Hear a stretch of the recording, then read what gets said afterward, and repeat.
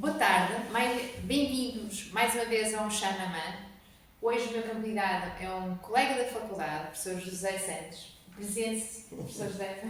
Boa tarde, então, Sandra, mais uma vez. Sim. O meu nome é José Santos e eu sou professor auxiliar convidado aqui na Universidade da Maia.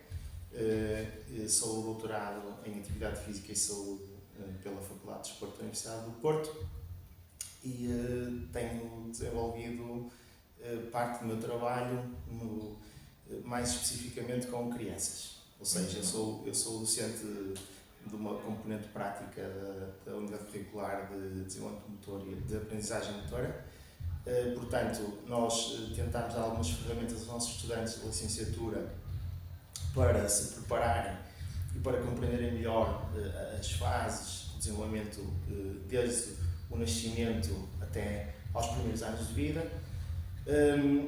Vim ter um pouco ao tema aqui que fui convidado para falar um pouco quase por acaso, ou seja, no decorrer dos trabalhos de doutoramento eu comecei por estudar os primeiros anos de vida de uma criança e quais as repercussões e algumas associações em alguns parâmetros de saúde, nomeadamente da aptidão física, da aptidão cardiorrespiratória, de algumas características do perfil inflamatório, perfil lipídico, e reparei que a questão vinha sempre mais montante, ou seja, eu comecei a subir o rio na direção dos primeiros anos e fui eventualmente ter à parte da gestação.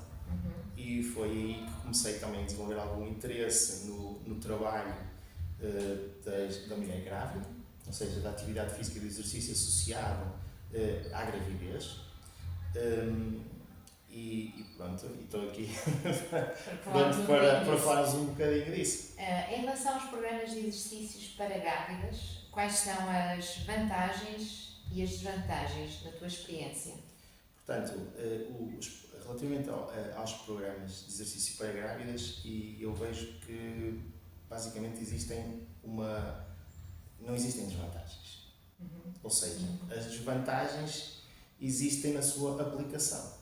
Ou seja, quando penso que já tiveste muitas pessoas a falar deste tema e bem melhor do que eu, ou seja, na resposta, por exemplo, fisiológica ao exercício, na prevenção, por exemplo, de algumas patologias associadas à gravidez, não é? Como, por exemplo, a diabetes gestacional. Ou seja, ao nível da resposta da grávida ao exercício, todas as evidências têm vindo a apontar que são benéficas.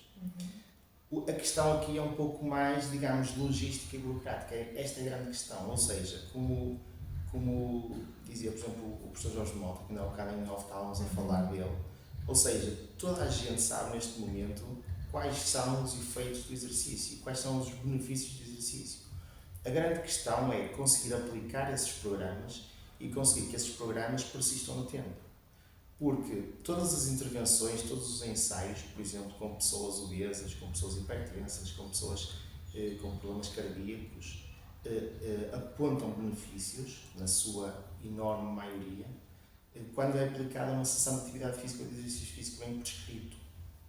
A questão é que, por exemplo, quando o programa termina, é muito difícil nós mantermos o compromisso dessa pessoa e dar-lhe ferramentas ou quer que seja, ou o hábito, ou o que quisermos chamar, para que essa pessoa não perca a longo prazo, a médio e longo prazo, os efeitos benéficos que vai tendo. Ou seja, mesmo que a pessoa se sinta bem, e sente-se, nas grávidas isso é marcante, ou seja, nós temos alguma experiência, por exemplo, com grávidas que começaram a fazer exercício após engravidar, ou seja, que eram pessoas sedentárias, que não tinham hábitos, que tinham, por exemplo, uma profissão perfeitamente sedentária, que passavam 8 horas sentadas, que depois aderiram aos programas e que depois começaram a sentir muito bem, porque sentem menos fadiga, porque sentem mais força, porque sentem menos desconforto, por exemplo, lombar, devido às adaptações mecânicas que vão existindo na gravidez. Ou seja, todas as evidências vão nesse sentido. A grande dificuldade é, de facto, aplicar os programas. E isso leva-nos a discussões mais globais, não é? De quem é que oferece isso, de que forma, ok? quem é que prescreve, quem é que está habilitado a fazer essa prescrição de exercício de uma forma segura. E isso é um tema mais complicado. Porque eu ia pedir para falar sobre isso. E em termos da parte, porque é que esses programas ou estão acessíveis ou não a nível do setor público ou do setor privado, o que é que está a funcionar ou como é que nós podemos ajudar? Hoje em dia, nós no setor privado, chamamos assim, nós somos inundados pelas redes sociais, não é? E se tu começas a pesquisar por um tema, por exemplo, no teu Facebook ou no teu Instagram, o algoritmo vai-te começar a levar para essas páginas, é o normal. Se tu colocares exercício físico na gravidez, começas a receber informação, não é, de vários lados acerca de exercício físico na gravidez. A grande questão é quando tu começas a pesquisar um bocadinho mais a fundo, tu começas a ver coisas que não devíamos ver. Ou seja, para quem estuda um bocadinho a área do exercício físico, especificamente na gravidez, vê que muitas das pessoas que oferecem, entre aspas, ou que vendem treino para mulheres grávidas, não lhes é reconhecida, por exemplo, seja experiência, seja grandes conhecimentos do tema. Algumas pessoas que são fora da área do exercício, por exemplo, alguns influencers, o que quer que seja, ou seja, que há ali que devia haver alguma precaução, ok? Mas eu sei que isto não é uma tarefa fácil, não é? Porque toda a gente hoje em dia tem um pouco esta maneira de funcionar, que não me parece a mais correta. Ou seja, isto leva-nos também a outra questão, que é a questão da certificação. Como é que tu consegues, por exemplo, ter um certificado, por exemplo, em que te permita, com alguma segurança, por exemplo, fazeres a prescrição de treino para este tipo de população específica. Ou seja, por exemplo, o caso aqui na Universidade da Maia, nós temos uma aluna que está a fazer um estágio de uma aluna do segundo ano de mestrado em Exercício Físico e Saúde, em que está inserida num protocolo com um município, que tem um programa a correr, que tem uma professora com formação certificada, não é? E que está ali durante um semestre, um ano letivo, não é? Portanto, está a fazer o segundo ano completo a ter formação e que aos poucos tem que fazer o seu relatório de estágio, tem que fazer formação complementar, tem que começar a fazer blocos de aula e eventualmente até ter autonomia para conseguir lidar e prescrever corretamente uma aula a uma turma de mulheres grávidas ou em período pós-parto. Ou seja, eu penso que a qualidade destes serviços terá que ir por esse lado. Ou seja, nós temos que olhar um pouco com um pouco mais de seriedade para o assunto, ok? E não nos deixarmos levar um pouco pelo Instagram, pelo influencer. Ou seja, esta é uma questão, porque há muita coisa no Instagram, há muitos programas a serem vendidos, ok? Que eu sei que nem sempre, quando tu vais ver os exercícios, por exemplo, que demonstram alguns erros metodológicos, alguns exercícios que podem não ser muito aconselhados para qualquer mamã, que, por exemplo, que pegue um telemóvel e que tente imitar aquilo em casa. Okay? Esse é um problema grande, que é, existem exercícios que tu podes fazer, que uma mulher grávida pode fazer, mas a outra, por exemplo, poderá não ter a capacidade funcional, por exemplo, para aguentar aquele, ou o nível de intensidade, ou o que é que seja. Tem que haver alguns ajustes. Exatamente. Estavas a falar dessa aluna que está a trabalhar numa autarquia. Sim. É do teu conhecimento se há várias autarquias a terem programas para grávidas ou isso é uma exceção? Olha, eu não tinha conhecimento. Existem pelo menos, do meu conhecimento e com o que nós lidamos, a nível da universidade, de 2 municípios vizinhos. O caso de Santo Tirso e o caso de Famalicão. E sei que há alguns projetos avulso, ou seja, não existe nenhuma norma orientadora, digamos assim. Ou seja, cada município faz um pouco as coisas como entende e como consegue fazer. Nestes 2 casos, com quem eu estou mais envolvido e com quem temos uma aluna a estagiar, Sei que são projetos gratuitos, totalmente gratuitos, ou seja, eles oferecem instalações, oferecem os técnicos superiores de educação física, de exercício, de desporto. Eu penso que as grávidas têm apenas que pagar um seguro, não é? E levarem, portanto, um atestado médico, penso que ser residentes no concelho.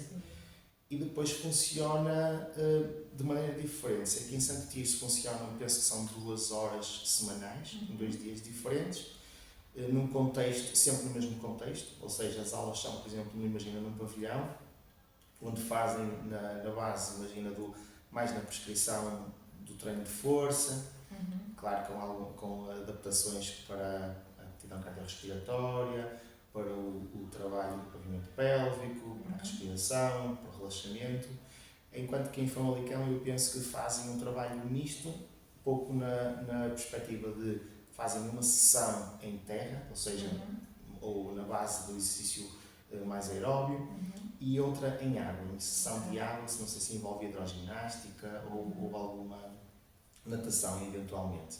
Aquilo que eu sei é que em alguns, porque se fizeres uma busca pelo Google, tu vais encontrar alguns municípios que têm planos de acompanhamento para grávidas gratuitos a nível municipal.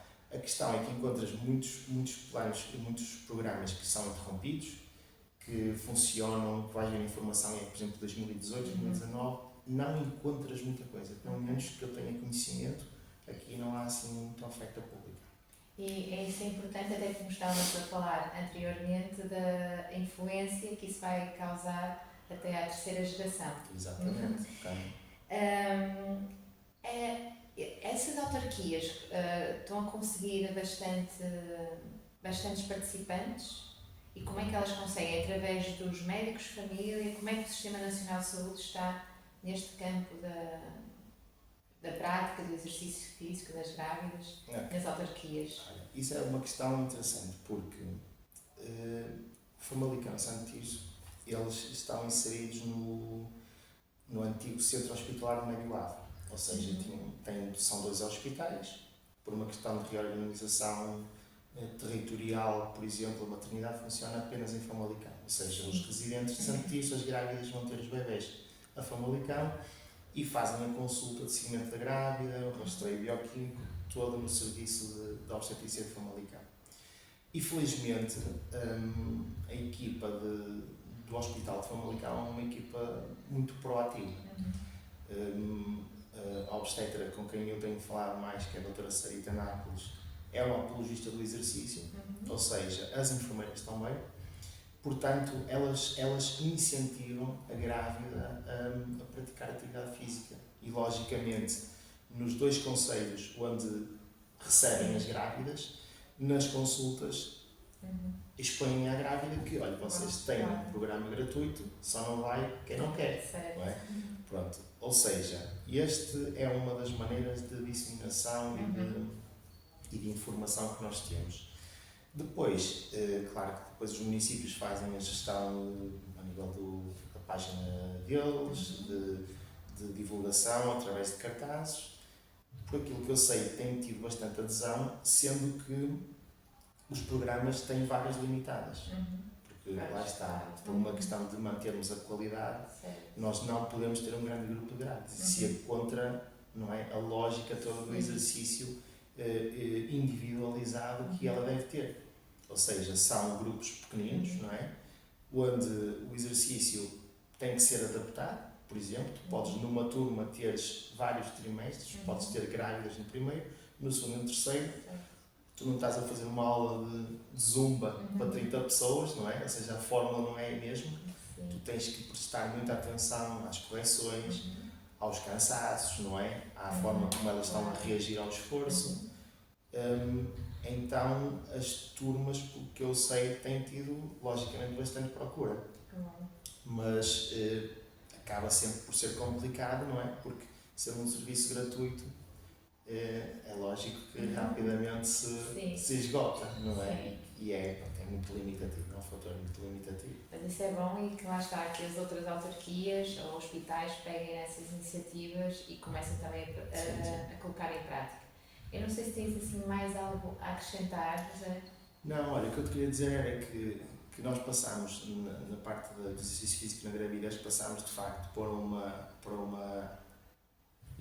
era de mitos, não é? E de precaução, em que se dizia que a grávida tinha que abrandar o ritmo, não é? Até cientificamente as primeiras recomendações na década de 80 eram essas. Era que a grávida deve ter cuidado, tinha por exemplo uma limitação da frequência cardíaca, que devia diminuir ao longo da gravidez. Passámos por uma fase que era isto se calhar não faz assim tão mal, se tiverem cuidado, até uma fase em que os benefícios estão claramente comprovados. E avança-se no sentido da grávida atleta, não é? Temos casos de grávidas que fazem crossfit. Sim, e atletas mesmo, de alta competição, exatamente, que praticaram. Penso que já há vários casos de atletas nos primeiros tempos, lá nas primeiras semanas, mas que estavam grávidas, que fizeram o seu exercício, não é? Logicamente que o exercício tem contraindicações, se for uma judoca ou se for uma jogadora de rugby, não é? Claro. Agora, na sua grande maioria, está mais que provado que faz bem. Eu estava-me a recordar que uma vez estive numa formação, estava lá uma atleta de badminton, eu não sei se posso dizer o nome dela, eu acho que ela não se importa, mas ela teve grávida, ela estava-se a preparar para os Jogos Olímpicos e não sabia. E pronto, só soube mesmo, assim, 3 semanas antes do parto. Foi uma história gira que ela contou na formação, eu não vou partilhar, quem teve a oportunidade ou se ela quiser partilhar, pode partilhar, mas é incrível. Sim. E o bebê dela está aí bem. Fantástico. É isso. Eu acho que sim, eu acho que agora a questão é um pouco esta, era... Temos muitos medos e gostamos de colocar medos aos outros. Exatamente, é exatamente. E é exatamente o contrário. Ou seja, mas é esta a questão, ou seja... É difícil. Claro, se, como eu dizia, os profissionais de saúde, que são muito ouvidos, logicamente, muito respeitados, quando falam de profissionais de saúde, falo declaradamente de médicos e de enfermeiros. Se existem estudos nesta área que dizem que se houver um único aconselhamento numa consulta, que a taxa de participação aumenta de forma exponencial. Ou seja, se as pessoas forem sensibilizadas para este lado, só há benefícios. Era o que eu estava a dizer. Ou seja, todos os indicadores, é uma questão de dizer assim, estamos em Portugal e há pouco dinheiro, há pouca organização. É verdade, mas olha, se calhar se investíssemos um bocadinho mais na prescrição de exercício na gravidez, se calhar teríamos em doenças.